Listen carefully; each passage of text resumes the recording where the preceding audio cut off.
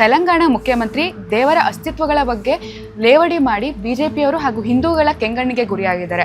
ಕಾರಣ ಇತ್ತೀಚೆಗೆ ಒಂದು ಕಾರ್ಯಕ್ರಮವೊಂದರಲ್ಲಿ ಅವರು ಮಾತಾಡ್ತಾ ಹಿಂದೂಗಳಿಗೆ ಮುಕ್ಕೋಟಿ ದೇವರುಗಳಿದ್ದಾರೆ, ಎಷ್ಟು ಅಂತ ದೇವರುಗಳನ್ನು ಅವರು ಪೂಜೆ ಮಾಡ್ತಾರೆ.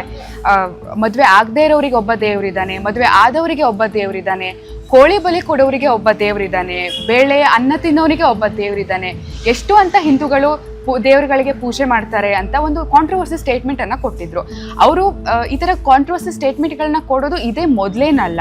ಇತ್ತೀಚೆಗೆ ಯಾರು ದೇವ್ರ ಫೋಟೋಗಳನ್ನ ಇಟ್ಕೊಂಡು ಏನನ್ನಾದ್ರೂ ಕೇಳ್ತಾರೋ ಅವರು ಹಿಂದೂಗಳಲ್ಲ, ಅವರು ಭಿಕ್ಷುಕರು ಅನ್ನೋಂತಹ ಒಂದು ಸ್ಟೇಟ್ಮೆಂಟ್ ಅನ್ನ ಕೊಟ್ಟಿದ್ರು. ಅದು ಕೂಡ ಹೆಚ್ಚು ಕಾಂಟ್ರವರ್ಸಿಯನ್ನ ಕ್ರಿಯೇಟ್ ಮಾಡಿತ್ತು. ಈಗ ಪ್ರತಿಪಕ್ಷಗಳು ಬಿಜೆಪಿ ಮತ್ತೆ BRS ಪಕ್ಷಗಳು ಹಿಂದೂಗಳಿಗೆ ಅವಮಾನ ಮಾಡಿದ್ದಕ್ಕಾಗಿ, ಹಿಂದೂ ದೇವರುಗಳನ್ನ ಕಡೆಗಣಿಸಿ ಮಾತಾಡಿದ್ದಕ್ಕಾಗಿ ರೇವಂತ್ ರೆಡ್ಡಿ ಅವರು ಹಿಂದೂಗಳ ಹತ್ರ ಕ್ಷಮೆ ಕೇಳಿ ಅಂತ ಒತ್ತಾಯಿಸ್ತಾ ಇದ್ದಾರೆ.